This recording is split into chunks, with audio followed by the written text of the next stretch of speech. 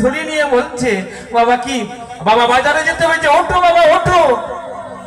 কিন্তু যতই ডাকছে বাবা আর সাড়া দিচ্ছে না, একদম মৃতর মাতেও ওই মরার মতো শুয়ে আছে। হ্যাঁ, তাই দেখলো যে বাবা, বড় ছেলে দেখছে যে বাবা বাবা তো সাড়া দিচ্ছে না, তাহলে বুঝি বাবা মনে হয় মারাই গেছে। তাই বলছে, মেজ ভাই ছোট ভাই ছুটে আয়, বাবা মনে হয় আর নেই। যখন মেজ ভাই আর ছোট ভাই ছুটে ছুটে আসছে, বলছে বাবা লেঠাই তো চুকে গেল। কারণ ওই বাবা যতদিন থাকতো বিছানায় পেচ্ছাপ করতো, পায়খানা করতো, আমাদের পরিষ্কার করতো, আর চিৎকার চেঁচামেচি করতো শুধু খাওয়ার জন্য। বরং গেছে, চলে গেছে, লেঠাই চুকে গেছে, আর আমার চিন্তা করে লাভ।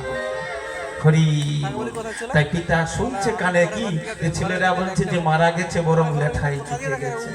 হ্যাঁ, তারপরে কি করছে বলে দাদা বড়দাকে বলছে, ছোট ভাই মেজো ভাই বলছে, বাবা দাদা তুমি যে বলেছিলে বাবাকে ওই আম গাছে দাহন করাবে।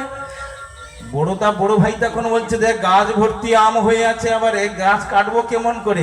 বাবাকে তো মারা গেছে যখন, যে কোনো একটা কাঠ দিয়ে দাহন করে দিলেই হলো।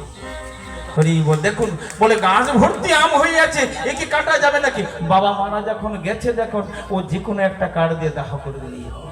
তাই মেজো ভাইকে যখন বলছে, মেজো ভাইকে যখনই বলছে, মেজো ভাই বলো, আর তুমি যে বলেছিলে নিম কাঠ দিয়ে ওই বাবাকে দাহন করবে, বলে তোমার বৌমা বলছে ওই নিম গাছটা ভালো মোটা সোটা হয়েছে, একটা খাটিয়া বানাবে। রাধে রাধে। বলে দাদা ও বাবাকে তো যে কোনো একটা কাঠ দিয়ে দাহ করে দিলেই হলো। ছোট ভাই কি বলছে, ছোট ভাই তুই যে বলেছিলিস বাবাকে চন্দন কাঠ দিয়ে, বলে ও তোমরা আগে এসেছো, বাবার সব সম্পত্তি বিশেষ করে বেশি বেশি করে ভোগ করে নিচ্ছ, আর আমি শেষে এসেছি, আমি কতটুকু বাবার পেয়েছি। ও বাবাকে চন্দন কাঠে নয়, বাবাকে যে কোনো একটা রাস্তা ধারে যে কোনো একটা কাঠ নিয়ে দাহ করে দিলেই হলো। তাই তিনি ভাই একই সম্মত হয়ে গেল। তাই কি করছেন, বাবাকে দাহ করবার জন্য কি করছেন, ওই বাড়ির ভেতর দিয়ে নিয়ে যাচ্ছে, কিন্তু বাবা তো হাত পা খেঁচে শুয়ে আছে।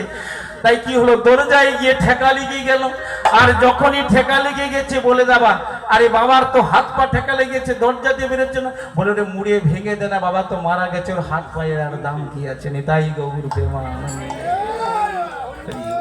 বলে বাবা ভেঙে দিলেই তো হয়, কারণ মারা যখন গেছে আর বাবার দেহের কি আর দাম আছে?